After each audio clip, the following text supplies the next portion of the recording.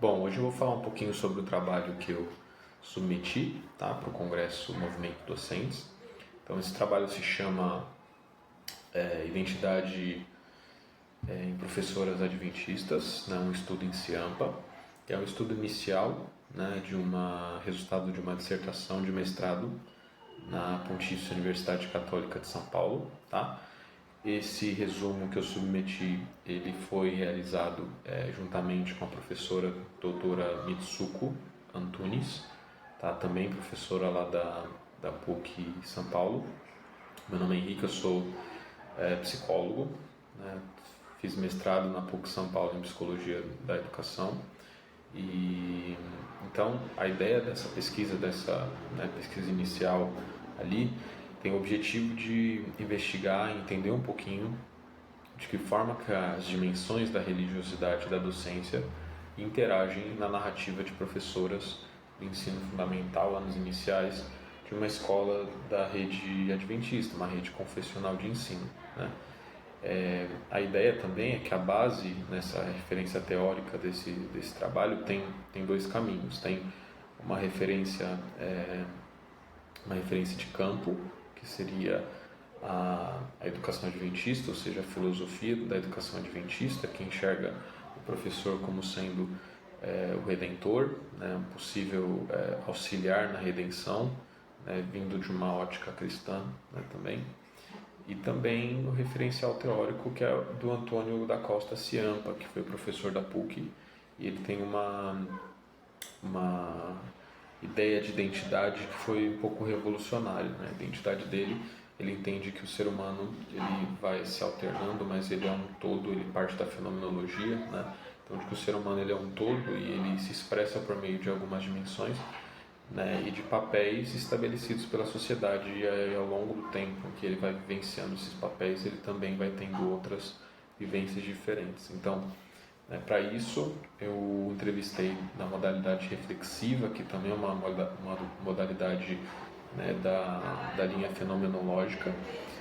Entrevistei duas professoras, né, de uma escola dessa rede de ensino adventista, para entender um pouquinho como que interage essa área da religiosidade e essa área da docência em si, né? E aí o que eu percebi a partir dessa entrevista reflexiva, né, os resultados, eles apontam algumas coisas interessantes, né? A primeira é que os participantes eles são marcados por interações, né? A narrativa deles são marcadas por interações que eles fazem, né, ao longo dos contextos em que eles vivem, né? E que elas são mediadas pela linguagem, né? Ou seja, há uma interação linguística e vivencial com outros indivíduos, né? E nessa interação, o indivíduo, né, no caso os professores e as professoras, vão se alternando ao longo do tempo mediante aos papéis que lhes são impostos, seja o papel de docente, seja o papel também de possível docente numa rede de ensino adventista, ou seja, também um papel ali diretamente religioso também, ou seja, o indivíduo ele vai se alternando entre os papéis e vai vivenciando, tá?